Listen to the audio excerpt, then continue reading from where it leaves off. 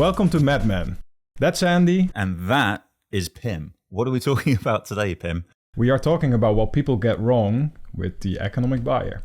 Yes, our friend, the economic buyer. What's the thing that people get wrong about the economic buyer, Pim? Well, I think the first thing, not properly identifying the economic buyer, and then as a follow-on, not engaging with them. Yeah, definitely. I think when you have, as we work with our customers, a very sort of, a clear criteria of things, traits, responsibilities that economic buyers should have, that you can run a risk of, first off, overqualifying, particularly if you say things like, an economic buyer has a veto power. They can say no when others say yes, and yes when others say no. Well, then all roads would lead to the CEO, because even if you've got someone second in command, well, they can still be vetoed by the CEO. So you have to apply sort of a level of common sense and sort of, intuition almost to that definition, because otherwise you always end up overqualifying. Yeah, and then typically sellers do business, if they're doing a good job, more than once with the same customer, right? So assuming that the EB is always going to be the same person is another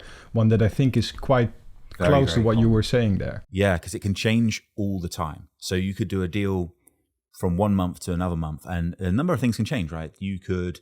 The economy can change, and therefore, everything kind of goes through an extra layer of scrutiny, and often that extra layer of scrutiny is where things kind of bubble up for lower values almost. Things, normally a person would have an X sign off and now has to go somebody else for the sign off. Other things that can go on is, your deal size can change. So, typically, deal sizes are going to change, right? It's very unusual that you'd have one deal followed by another. It's either a land and expand and it's getting bigger, which means, the economic buyer is most definitely, in that case, the common thing that will happen there is the economic buyer gets more senior because you're asking for more money and probably a bigger investment in a number of other things like resources. But the other thing can happen if you do a big deal and then you've got a smaller upsell, then the economic buyer might change then as well. Yeah. And so it can definitely change. So you can overqualify. You can also underqualify, right? Mm-hmm. How would you describe underqualifying? Well, I think underqualifying it is that works with a different persona as well. Sometimes it can be that you have a champion that doesn't have the level of power and influence where you need them to be, and then by utilizing them, the identification and engagement status for the EB is off as well, and then there's like this underqualification, right? And I think right now, and you sort of touched on it a second ago, everyone's saying like, it's tough out there, right? It's the economical climate. But really, businesses are still doing well, right? You just need to level up. Like if you think about getting access to authority, and if you think about really qualifying where you get the right engagement going with the right stakeholders, I think there's an opportunity for everyone to just do better by way of thinking about it in this context. Yeah, absolutely right. And I think one of the mistakes I see that people make frequently is they assume that because this person is typically more senior, that they're not going to be interested, that they're just like some sort of line in the approval process.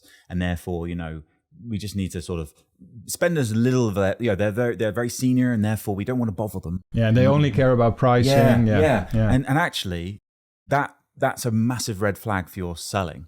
Yeah. Because that would tell me that if you use something like the value pyramid, you are too far down on the value pyramid, because if you're selling correctly, then you should be making sure you're attaching to the most important things to that organization. And by nature, the economic buyer is going to care most about those things.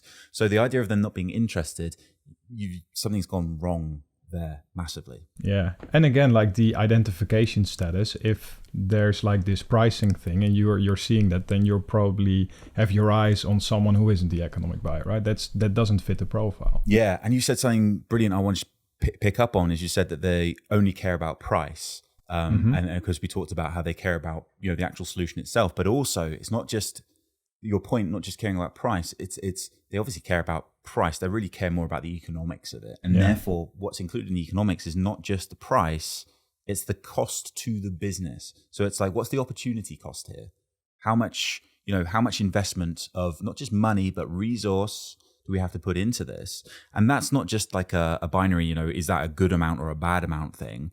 It's actually relative to other projects that they'll be looking at, because by nature, we know of an economic buyer. Beneath them, there'll be at any one time multiple champions working on multiple different investments, not just of technology, but of all kinds of different things. Yeah. And that economic buyer will be saying, well, I've only got a finite amount of resources, cash, resources in terms of like consultants, project managers, all that kind of stuff. Mm-hmm. And so that's what they really care about as well, is like time to value, resource costs, the actual cost from their budgets as well. So yeah. All right. So what we got there? We've got people either overqualify or they underqualify. They don't think it's important enough to engage. They think the economic buyer doesn't care or is not interested about their solution. What else? Always the same person. Always the same person. And I think maybe the final thing to say is that some businesses, a few that I know of, are selling to different lines of business to their customer, right? So there might be a solution that they have for this part of the business here, and then also something for the entire different side of the business, and they still think that you know, economic buyer would be one and the same person. So it goes back to that point that we were making earlier on. But so you need to build your understanding by triangulating, working with your champion to understand how they buy for that specific thing, right? And so that's like the last thing. Or I imagine a lot of people listening to this their ears have pricked up at that, because it's like the common place that I see that is where a solution's very strong in a particular sector, and they're used to selling to a particular economic buyer. You know, it's normally, if it's a marketing solution, they're used to selling to the CMO. If it's a security solution, they're used to selling to the CISO. And all of a sudden, your solution, which is a good thing, gets more broad. Yeah. And all of a sudden, that marketing solution actually helps with customer service. And all of a sudden, the economic buyer is not just the CMO anymore, it's the chief customer officer, as an example. Yeah, I think you see this a lot with things like acquisitions and like innovations that are a little bit further away from the core portfolio of customers, right? And I think we see it with some of our customers as well. And so if you start to zoom out a little bit and adopt this kind of mindset around personas, especially like EBs, there's a lot of value to be unlocked there. So, wow, a lot of things people get wrong about economic buyers, Pim. Cheers, Andy.